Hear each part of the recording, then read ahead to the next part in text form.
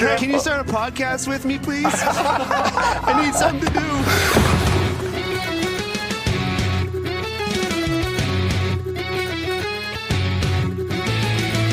Pastrnak sent it out in front of Malkin to save. They score! Elias Lindholm looks to the heavens. Here's a chance. Potter right in and goal. He scores. Oh my! What a move by the rookie. 2-on-1. Pastrnak moving in with Marchand. Get it to it. Score! The zone. Coyle dances in. Backhand score! Lindholm right wing corner. Pastrnak is there. He scores! David Pastrnak wins it for Boston.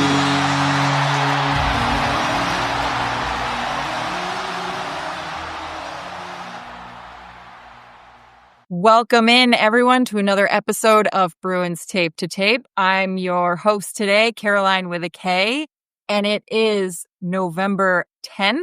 And believe it or not, the Boston Bruins are in a playoff spot. I'm going to welcome in my fabulous co-host, Maria from Watertown. Hey, Maria. Hello, hello. Listen, I have to say, people in New England, we're excited. We actually have a football season, and by all appearances, we're having a hockey season too. It's pretty amazing. I don't think anybody thought I would even be saying those words at this point in the season, especially considering how the first half of the month and really the entire month of October went up until the 27th. So I'm going to take a win where we can take a win. I'm going to enjoy this. I'm still nervous. I don't know how you feel about this. Well, I mean, I think we still are a little bit cautious, right? We need to be cautious because we know the construct of this roster. And I know that they're all, players, but there are some other teams right now that are going through some adversity or dealing with some significant injuries to key players on the team. So, yes, we will proceed with caution. We'll enjoy the fact that we are seeing some good hockey being played by Boston Bruins. I would have to say my favorite thing so far is the fact that they're not winning in the exact same way, that they're able to really approach all of these games in a dynamic way. They're winning in a diversity of ways. Guys are doing their jobs. They're stepping up when they're needed. It's really exciting to see. We haven't seen that kind of play, honestly, in 2 years, I would say. The overall turnaround in team play and having each other's backs, to me, I mean, I love that kind of hockey anyways. I love seeing the physical aspect. I love seeing guys sticking up for each other. I love seeing guys fighting through, even if you get behind. Those are all key components to me that show me that you want to be a good hockey team. And I know we keep using this phrase compared to last year, where you could see in the body language the waving of the white towel that we referred to in the past. Now, I have to give credit where credit is due to Marco Sturm. And also, I want to say that I was impressed by Victor Arvidsson when I watched the most recent episode of Behind the Bee, where they showed the clip of after the Anaheim game, Marco just ripping them a new one. Yep, deservedly so, ripping them. And you didn't have to be a lip reader to know what words he was using. Yes. But I was also impressed with the fact that, to me, Arvidsson looked royally pissed off about the way that they had played and spoke to the team. And he didn't have to say a lot, but it was enough said to know this is effing ridiculous. We can't play like this. It's embarrassing. I agree. And I was pleasantly surprised to see him speak up. I think he certainly was brought in for his actual on-ice skill set, but he also is a veteran. And Boston was in need of veterans of his type, ones that have played deep into the playoffs, who've been around for a long time and have gone fairly far, especially in recent years. The Bruins' current homegrown, if you will, set of veterans really are not particularly experienced on that front.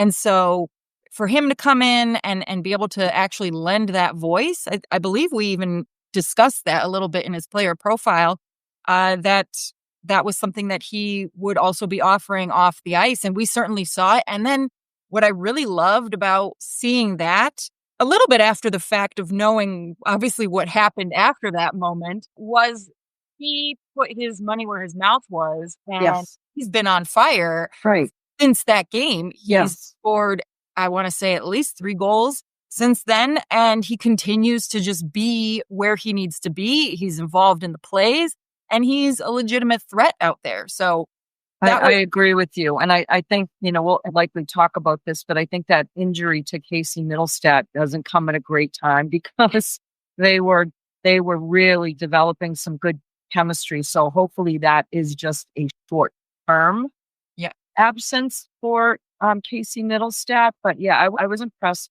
Costa did speak, and maybe not as sternly as Arvidsson did, but who I was hoping to hear from during that segment, nary a word was said, nor did the camera pan out to him, was Charlie McAvoy. And I know he's been flourishing and playing so much better. Lorai having been healthy scratched in the lineup, but you're wearing an A, and I know it's great. You speak very eloquently post games or pre games. I'd like to see that other component of leadership in the locker room. Yeah. Well, and we'll kind of get to that in a minute. Just a real quick rundown of our injury situation. So like you said, we found out ahead of the Toronto game that Casey Mittelstadt is out right now. He's not on the IR. He has, I believe, he's an upper body injury. Correct me if I'm wrong. So here's a live update on Mittelstadt. According to Marco Sturm, this is reported by Steve Conroy of the Boston Herald. Mittelstadt is out week to week, but he's responding better than they expected. Hope to get him on the ice fairly soon. So hopefully it's a nothing too serious situation. So it's a little bit worse. I know. Week to week is one of those things that right. It covers the proverbial asses of everyone involved. But well, and speaking of week to week, Lindholm was put on IR officially so that they could have that full complement of players on the roster who could actually play when they went out to Toronto. So Steve's brought up, and so he played in that game. It'll be interesting to see if at any point then they also opt to put Casey Mittelstadt on IR for, again, just that purpose of maintaining him as on the roster, but actually having a person to play. We'll see. Everything seemed to be fine in terms of what the guys were able to do on the ice in Toronto. So. And Alexander Steves did his job against Toronto. He logged a little over 12 minutes of ice time. Good. He was a +1. No points, but he was a +1 for the game. So, yeah. And one thing that we've kind of learned about Marco Sturm to this point is he's an old school, superstitious hockey player. And if something is working as is, the man's not going to change it unless he absolutely has to. So if whatever the situation was in terms of the roster on Saturday night, it's probable that it will be relatively the same, at least when it comes to the forwards. We will talk a little bit about what happened in those games, and we will also talk about the defensive pairings conundrum, I suppose, that Marco Sturm has in front of him. But before we dive into that, just looking ahead as we continue to set the table, we have a ton of divisional opponents coming up. And I got to say, I really like this. The schedule is insane, but the makeup of this schedule, I actually am really enjoying. I've noticed over the years, they've been doing more intentional matchups where they have the teams play each other one week and then they make sure to try and get that team to play against them again within 10 days. And the fact that they're doing that, plus the month of November essentially feels like it's divisional play only for the Bruins. I love it because it lends more meaning, I think, to those games. A little bit more seriousness, more importance to really keep them on task. It seems like that's something that they need, maybe a little bit more of that extra motivation that, we're finally making it. Let's not screw it up because quite literally these games do matter. It's not like they're playing Seattle and it's hard to maybe drum up some motivation and whatever against a team that's not even in your conference. So I think the frequency aside, I think this schedule for at least the month of November, I'm very satisfied. And I would add and emphasize that I think this year, those division games are so much more important for a number of reasons. You've got this crazy schedule leading up to the Olympics. Right now, the Bruins have likely played more games than anyone else in the NHL for some bizarre reason. So positive point percentage on the other teams in your division is really, really important when it could be as you get further and further down into the season that the Ottawas or the Canadians or someone else that you're maybe fighting with, competing with for a playoff spot could likely have games in hand on you. So Yes. And friend of the pod, MF, did a little bit of the math, and it turns out that Boston is ahead in games played, about 2-ish, have been maintaining 2-ish games ahead, but it will balance out by January. So it slowly becomes a little bit more even as we get closer to the break. And hopefully post-break, when it's really time to buckle down and get going and strap in, hopefully it stays the same. Because if listeners recall, last season, at one point towards the end of the year, the Bruins were ahead in games played by 5 or 6 games. And that was just horrible because as a fan, you see these standings, but it's an illusion because some other team in your conference, in your division, has 4, 5, 6 games in hand. Then what does it matter? It didn't matter anyways, but still, it's just irritating as a fan to just... No, it is irritating. And right now to MF's point, in the Eastern Conference, the Bruins have played the most games, 17. Yep. Now there's a 1-game disparity with Ottawa, Detroit, and Toronto, and a 2-game disparity with Montreal, Tampa, Florida, and Buffalo. Yes.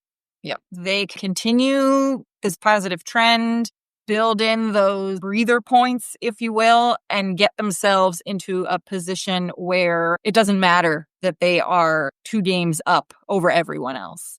The other big piece of news, David Pastrnak is knocking on the door of a pretty significant Bruins record.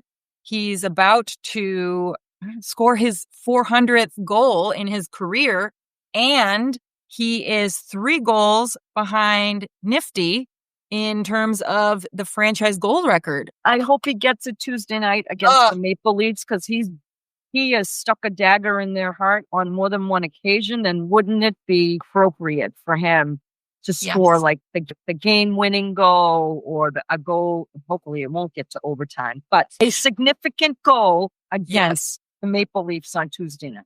We would like to see it be a very poetic accomplishment because we love the poetry and the drama of hockey as well. So he's very likely going to be finding him in spot number 3 overall by the end of this season, if not very close to it. And it's really exciting to see.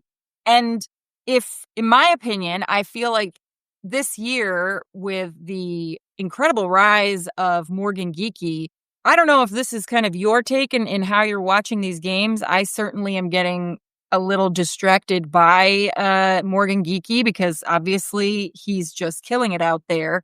I think David Pastrnak is not only is he becoming more of the playmaker, setting up the goals for Geekie, but I think he's kind of being a little bit more stealthy. He's still scoring on average a goal a game, basically, and meeting the expected goals.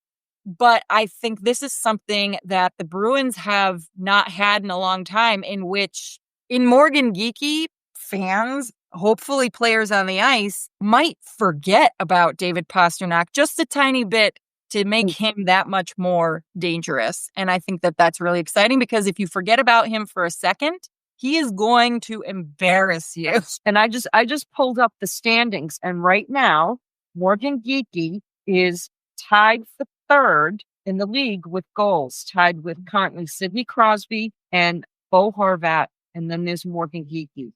Our old buddy Brad Marchand is in the top tier of scoring goals in the league as well right now. So, but yeah, Morgan Geekie has been, and Pasta said it a week or two ago. Yes. Said he believes Geekie could get 50. But 50 goals, for folks who aren't aware, that's an insane number of goals. That's a Rocket Richard trophy amount of goals. Like, very few players get that in a year. So for him to say that is pretty impressive. It is impressive, but we did go into this season saying that the expectations for Morgan Geekie were going to be a bit higher. The ceiling for him was going to get elevated, in my view, because he is playing alongside David Pastrnak. So good for him, right?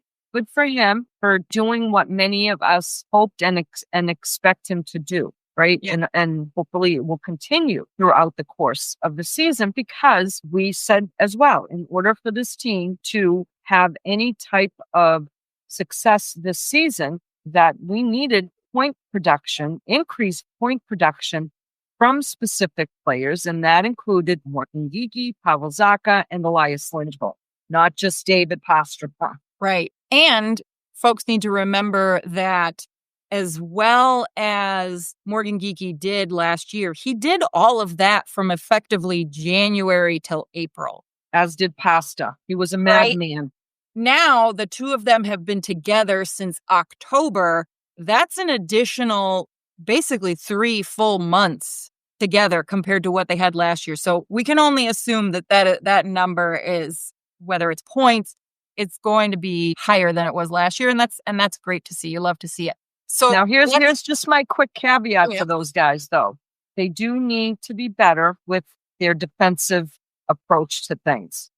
They're not egregious, but they are the top line, and they need to have a little bit more puck protection and puck control and puck awareness. And I have noticed, even just in recent games, I think I made note of it. I can't recall what game it was, but Pasta looked a little lazy on a back check to me. Those are the things that I think they need to. I know what their role is. Their role is to put the puck in the net. I get it. But when you're playing a particular system and structure, you got to do your job on both ends of the ice.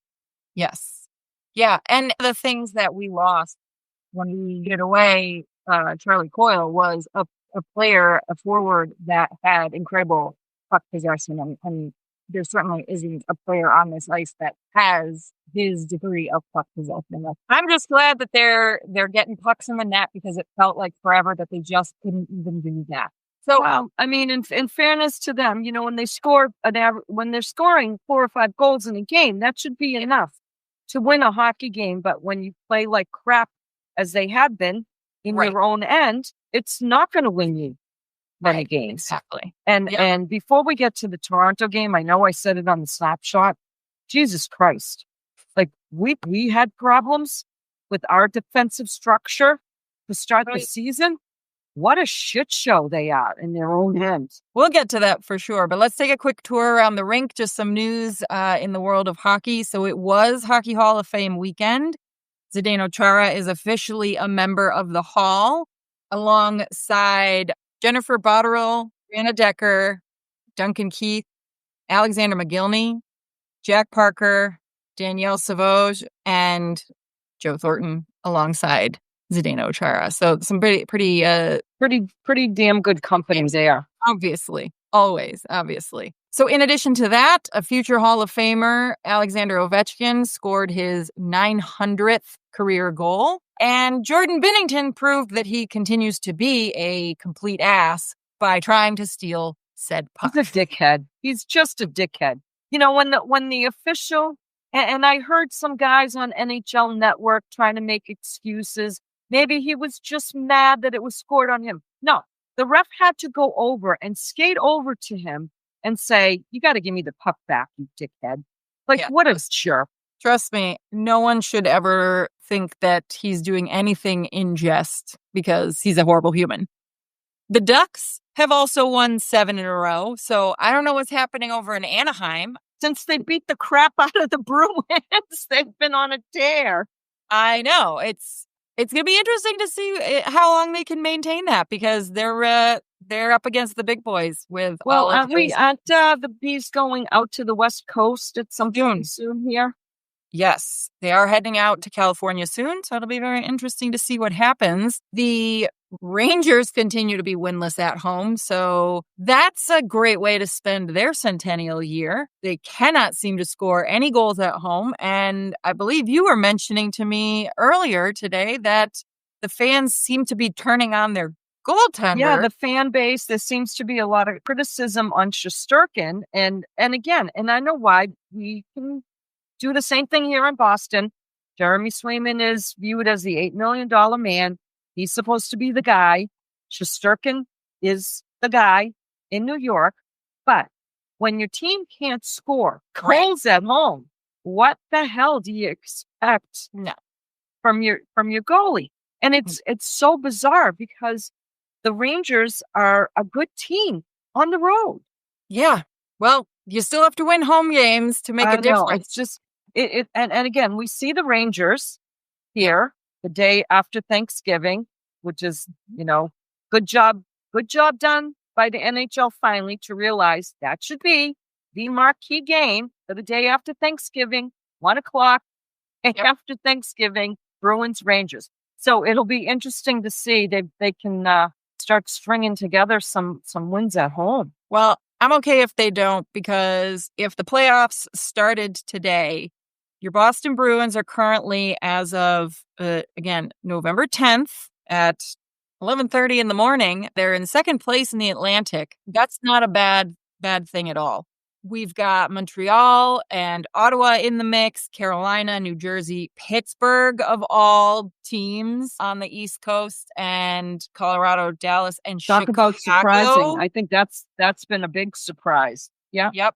Chicago. And then Pacific, Anaheim, Vegas, and Seattle. It's quite the mix-up this year. And I wouldn't be mad to see this blend of teams in the postseason because it's nice to see some different teams in the mix, just to see different players and matchups, because I can only take the Kings versus the Oilers so many years in a row. In that first round. Just the normal darlings, right? I mean, it's right. Now, is this sustainable? Who knows? We all know how quickly things can change, at the start of the year, or if a team suffers, a significant injury or injuries. I mean, look, the Florida Panthers are going through it right now. They're not even sniffing a playoff spot right now. Enjoy the good hockey while we see it. And just remember, you'll be hearing as we get closer and closer to American Thanksgiving that's kind of the date where you really start to get a sense of who's going to make it and who's not. But you need to keep in mind, because of the condensed schedule, and this is something that I listen for to see if anyone has said anything, and they haven't, the condensed schedule, that kind of go, no-go date is not actually Thanksgiving this year. It is Game 22, Game 23. Keep in mind, as we get closer, that game is happening about a week before American Thanksgiving this year. As we get closer to that particular date, we'll talk about it a little bit more here on the pod, but just keep that in mind, that that's not actually the date anymore for this particular season. It's tight in the East. It's always tight in the East. That's statistically how it has always been. So it's going to be interesting to see in about a week to 10 days time where teams are in the standings. And if this condensed schedule actually impacts that 22nd game cutoff, it'll be fascinating to see if there's any difference. And we could very well have a mad race to the finish this season when it comes to playoff structure. What kind of impact does this condensed season have on the physical body, coupled with a potential 3-week Olympic either break or not break if you are at the Olympics, and then your usual race to the finish intensity on the back end? So it's going to be very, very interesting to see how that all shakes out. And how many coaches and owners and management will be biting their fingernails down to the bones during the Olympic break, praying that none of their stars that are participating come back with injuries. Yeah. I mean, we saw with the Four Nations last year, a couple of guys had some serious injuries during that. Charlie McAvoy. I mean, they were out. Forget about Matt Tkachuk. He continued to play, but like those guys, there was no playing for them at all. And that's something that keeps GMs and team owners up at night, I'm sure. So let's dive in. You know, we had probably a record number of snapshots this week. So hopefully everyone has gone back, listened to them. They're super short recaps of the game. So we won't necessarily go into any kind of regurgitate what we've already... Yeah, exactly, of what happened. But I will say, what do you make of these overtime wins, Maria? Because we had an overtime win on the 4th on Long Island. We had an overtime win in Ottawa. And actually, one of those was a shootout. What do you make of the Bruins' performance in overtime thus far? Because, I mean, I'm almost afraid to say the words, so I'm touching wood right now, but they've been pretty darn good when it comes to the overtime. They have been pretty darn good. And I think, I don't know if it's Marco Sturm getting lucky or, knowing things that we don't know, but in terms of, the players that he is putting out on the ice for these overtimes, like he's pushing the right buttons. And I had to laugh listening to Marat Hustadinov, say, coach tapped me on the shoulder and said, you go. And looking at Sturm going, who, me? In the shootout, right? Yeah. So, and I've always thought for our style of play, I always thought that the Bruins have been better suited for the 3-on-3.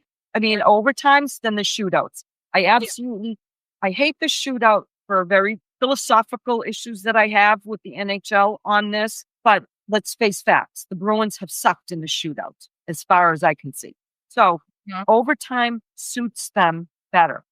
And I think this season, it likely suits them even more so because they've built in that defensive component into the game.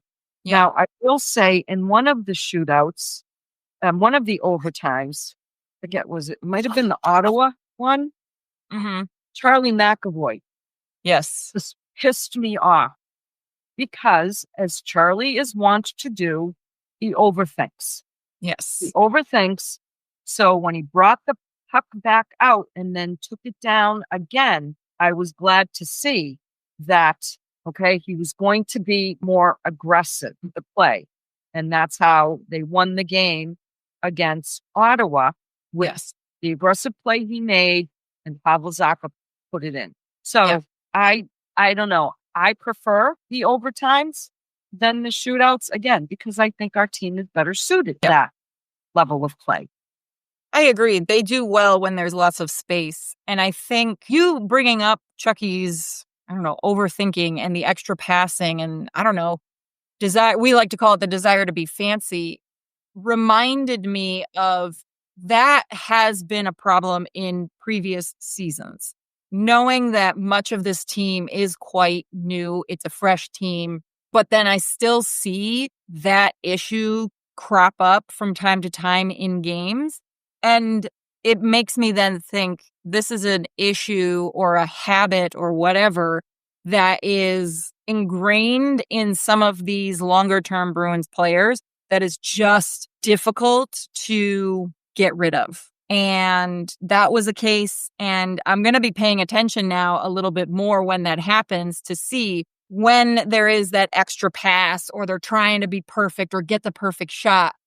Who is it that is doing it in that moment? Because I wonder if that is any of the players who are left over from, I don't even remember if that was something that started under Bruce or if that was a Jim Montgomery thing. Well, you could see it under Bruce Cassidy, and you could see it under Monty, and it was a level of frustration for many of them. Right. Was it Don Sweeney who said quality over quantity? I don't ever want to hear that again. Right. No. So it's just like, what the bleep are you talking about? Right. Somebody has an open shot. They should be able to take the shot if it's there. If it's there, take the shot because you just don't know what can happen after that. A bounce off someone's skate. The goalie's having rebound control issues that day, right? And is serving up pizzas on the rebound, right? I just never understood the mentality of if the shot is there, why you don't take it. And it seems like we are transitioning away from that, right? A lot less. I just noticed it during that overtime period when Charlie was on the ice with Pavel Zacha. I can't recall who else was on the ice with them. But again, to his credit, he remedied that quickly. And Zacha ended up scoring and winning the game with 6 seconds left in overtime, which was a beautiful thing. Yeah. We don't get those blessings very frequently. Usually it happens to us. Yes. But that game against Ottawa was not without its kind of negatives in that I think that was the game that Casey Mittelstadt got hurt in. Mm-hmm. And I think Beecher was also dinged up in that game. We failed to mention about John Beecher. Yeah. Well, being injured. You know what? Another reason why Steve's had the opportunity to come up. Which is fine. I'm again, he's not noticeable to me on the ice. So I just wonder what the value add of this player is right now, but that's okay. Right. Yes. And Peak left that Ottawa game a couple of times, went down to the tunnel and came back. Yep. Yeah. That was probably one of his best games, his most notable games to date this season. And I thought that was great because I think he's, not that he's an underrated or undervalued, but he's a much more quieter defenseman compared to obviously some of our big boys. And I like him as a player. So I thought that was really exciting to see him have a really good game. That game in particular, the Ottawa game, was one where that game couldn't end fast enough for me, only because the wheels were starting to fall off for Boston. And all I could think was just outlast the third period. For the love of God. Ottawa was on a mission in the third period. Because they only got 2 shots on goal in the first period. And they came back. But it doesn't take a mathematician to do the math on the save percentage there for Korpisalo. But you know, the Bruins steadied the ship going into the second period. Yeah. But what a tale of 2 different games after the smackdown that Ottawa laid on the Bruins the week before. This was just a total night and day game. Very different game, very fast paced, well played game by both teams, but you're right. The third period was pretty much all Ottawa. Frightening. And I almost wonder, because we've known that Ottawa has had Boston's number for a long time. This is a team that, for whatever reason, the Bruins have often play against. Yeah. Again, if you go back to that. And this is without Brady Tkachuk. Yeah, I know. He's still going to be out for at least a month. Right. And different players on Ottawa's team have stepped up. In the first game, it was Stützle who was a pain. In this game, it was Pinto was a pain. I almost wonder if in that first period, Ottawa was taken by surprise and maybe, I don't recall at this point, and I probably wasn't really paying attention to what Ottawa was doing to that extent, but either Ottawa wasn't ready to start on time or they were taken by surprise by this quote unquote new Bruins team. And I think they were taken a little bit by surprise at the pace at which the Bruins Boston started, because they actually looked fast in that first period. The Bruins came out very quickly, very strongly, very aggressively, which was why it was such a pop the balloon when Ottawa scored on their very first shot on goal. But again, to their credit, to the credit of this year's version of the Boston Bruins so far, they don't seem to tuck tail and run. No. And that's the other thing with Ottawa realizing what the heck just happened to them after one period. They obviously made adjustments and they remedied their play and they continued to kind of hack away at Boston. I will say, for as much as it was nerve-wracking, frightening to see Boston start to kind of, again, fall apart a little bit, they held on. They did not give up. And I am okay with, I can live with games like this because they still were trying and throwing different things at Ottawa to not totally drop the ball. It was exciting. Not necessarily in a good way, but it was an exciting game at the end there to watch. And ultimately, the outcome was the outcome that we wanted to see. So, again, I'm not going to poo-poo any kind of a win, no matter what, especially with this team. And I'm okay with the bend but don't break philosophy, which is a philosophy that is analogous to football defense. I'm okay with it. Yeah, as long as the dam doesn't break. Yeah, right. If the dam breaks, then you got to rethink how you're playing or what your structure is, or if there's a flaw in your structure. Exactly. And I think we're going to see a lot of these games continue on throughout the rest of the season. Moving into the Toronto game, again. Can I just scratch an itch? Because we're getting there, with the Islanders game. Because we've seen this now happen twice as it relates to the Boston Bruins and Nikita Zadorov with good, clean hockey hits. Yes. Okay? In the game against the New York Islanders, Matthew Schaefer, who is the 18-year-old phenom for the New York Islanders, dancing and dangling into your own end. Okay. Now, Islanders fans, this kid plays in the NHL. If you think that everyone in the NHL is going to stand back and let him dance and dangle in to their end of the house untouched, you're all crazy. All right? You're all crazy. How Zadorov hit him was not dirty. But after the hit, you got the youngster holding on to Zadorov's stick, to which I might take a shot at the kid and say, let go of my goddamn stick, 18-year-old kid. Now, who do you think you are? Who do you think? Now, the Islanders did exactly what anyone else would have done. They take up for their 18-year-old soon-to-be superstar, which is fine. That, to me, is fine hockey. But for Islanders fans to lose their minds and verbally attack Nikita Zadorov on social media or wherever they're choosing to spew, get the bleep over yourselves. Well, Matthew Schaefer is going to get hit. The fact of the matter is, and I have no problem saying this, every single person who spewed that vitriol, they're not actual hockey fans, plain and simple. You're not an actual fan. You pretend to be a hockey fan. You pretend to be an Islanders fan for whatever purpose, I don't know, for social media, to look good, for points, whatever. You're not a real fan if you're going to sit there and say those things, because exactly right, Maria. Welcome to the NHL. If the Bruins had a young phenom, when the Bruins have Jimmy Hagens on this team, he's going to learn that if you There's are a price elite, to pay potentially when you skate into the opposing team's it's zone. going to happen. It's going to happen. And if it happens cleanly and within the realms of the rule, shut the F up. Right.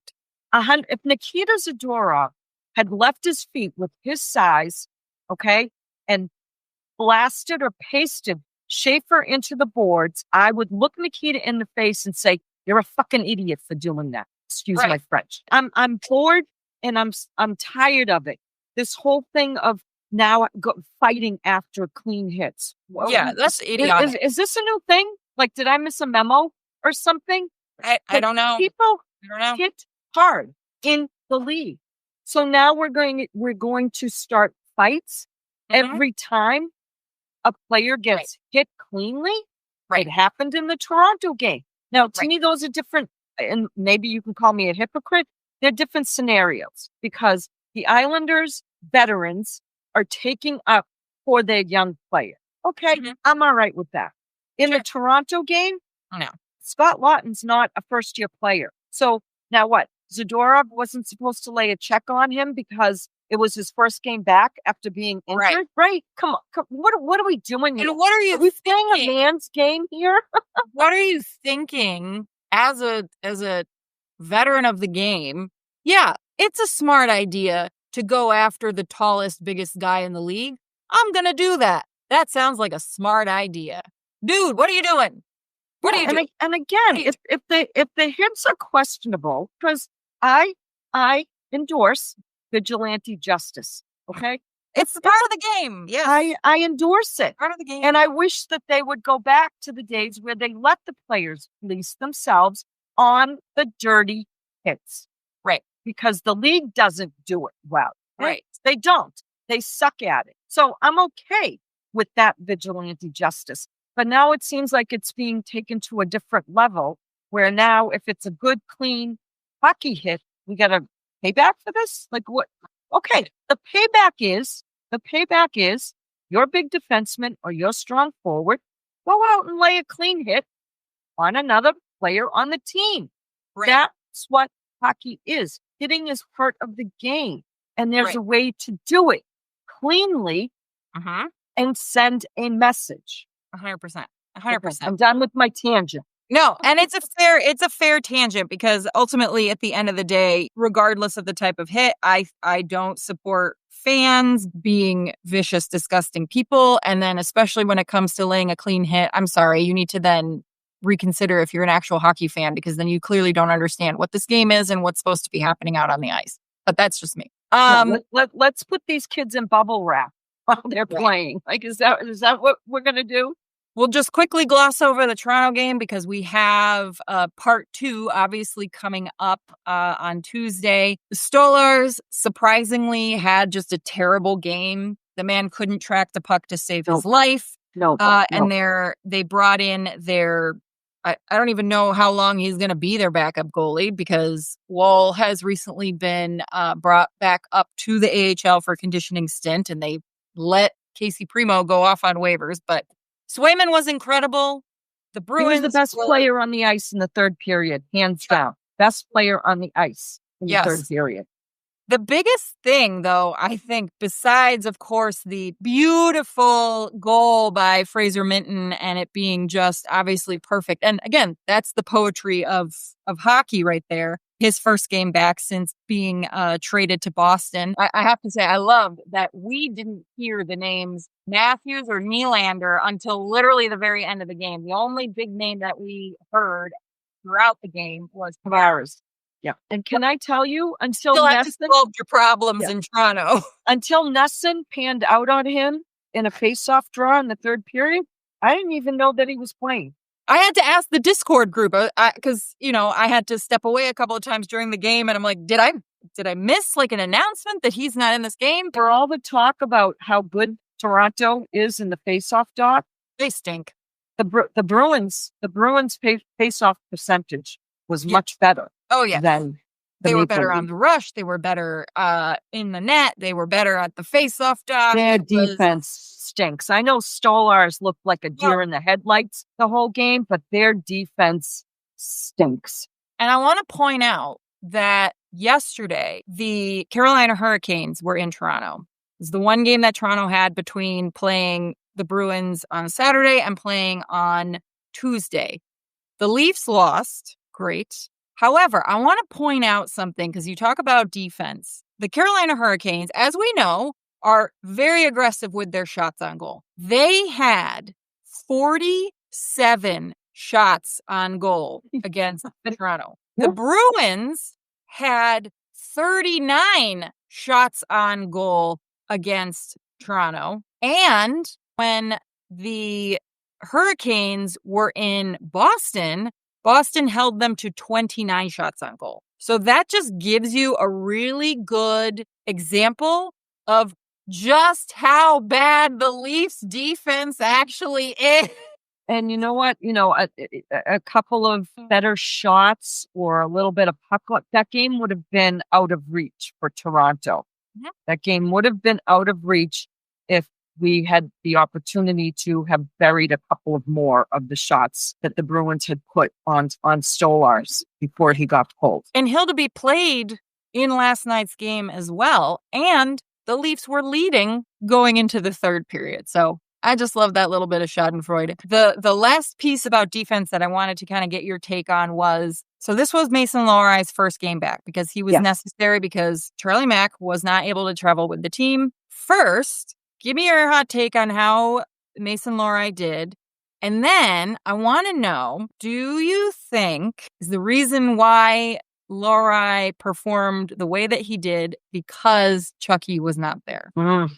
Wow, I'd sound like a hypocrite when I'm going to go back revisionist history. When Charlie got injured after the Four Nations tournament and Lohrei had to step up, his level of play was actually, to start, very, very good. It wasn't until, and again, the rest of the team basically packed it in, and we saw a decline in Mason Lohrei's level of play. I think what we have learned right now, so the answer to your first question is, I thought Mason Lohrei had a good game. But given the fact that he had sat out, 3 or 4 games in a row, maybe there were some lessons learned. My understanding and listening to the Morning Brew guys, Razor and Jaffe, was that he was still working really hard, practicing very hard because we want to get back in the lineup. If Mason is going to come back into the lineup, he should not be paired with Charlie McAvoy any longer. That pairing does not work well together. Who you pair Mason Lohrei with up, I don't know. Because I really don't want Zadorov and McAvoy split up right now. No. I just don't. And to me, Jonathan Aspero has fit in. He fits in. He's played well. And I think he still should be given that opportunity to see how much more we can get from him. I don't know what you do with Mason Lohrei or who you put him with so that there is a balance with what you want this player to be. You need him to develop good defensive skills. We know he has the offensive skills, right? But I think sometimes he leans a little too much to the offensive side. Right. And so I don't know what you do with them. But this game against Toronto, he was good. He was solid. Was he great? No, he did have a couple of assists. Exactly. Well, it's going to be hard to say what Sturm does because, like we said at the top of the pod, he is that old school superstitious hockey player who doesn't like to change things. No. Well, he's been forced to change it and it still survived. So what does he do for the game? My fear is that, I mean, at some point, Jonathan Aspero is going to be the odd man out. Practice lines today from the defensive component, Zadorov and McAvoy, Lindholm Peak, Lohrei, Jokiharju, which I don't know how I feel about that because they both have potential, but to be a little bit turnover machines. And it looks like Aspero is the odd man out. For stick taps, then. I'm giving Mason Lohrei gets a stick tap because it would be really easy after sitting out so many games to not look good. But to his credit, he had a good game. Zadorov continues to be a human wrecking ball, and he's exhibiting leadership qualities. Stick taps to the team as a whole. You're not going to win 6 games in a row if you're not playing as a team. And Jonathan Aspero, I don't think we've been giving him enough credit for he's fit in. He's fit into the system pretty smoothly. I agree. And I would throw in Jeremy Swayman into the stick taps as well because he's been pretty fantastic since the disaster in Ottawa. He's been an incredibly solid goaltending machine, and I think he's been a difference maker.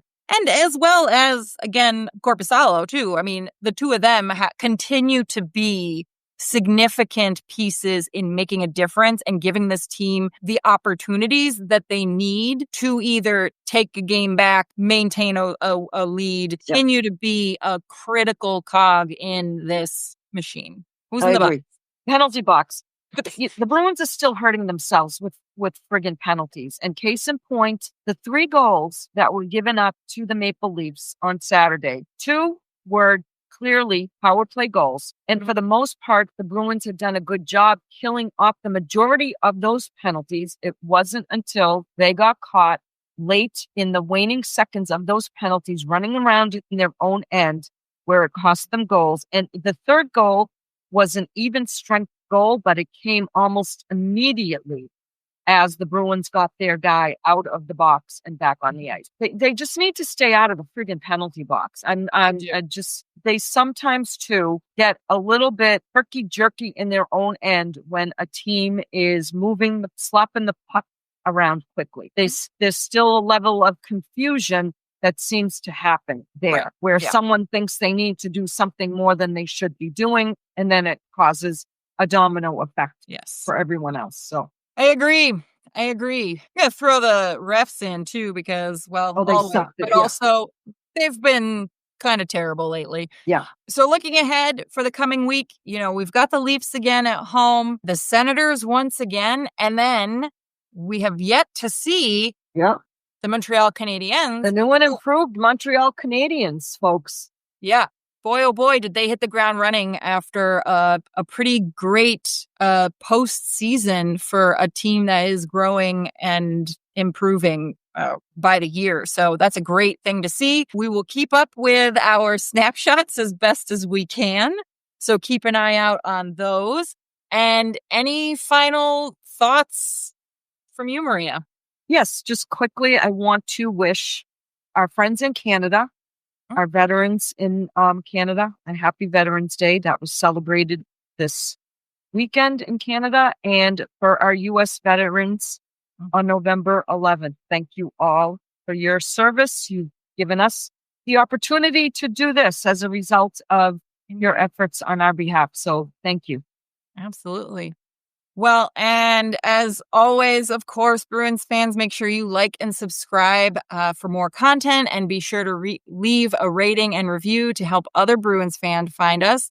You can support the podcast by joining our Patreon or following us on our socials at Tape2Tape.mk and on Substack at tape2tapemk.substack.com.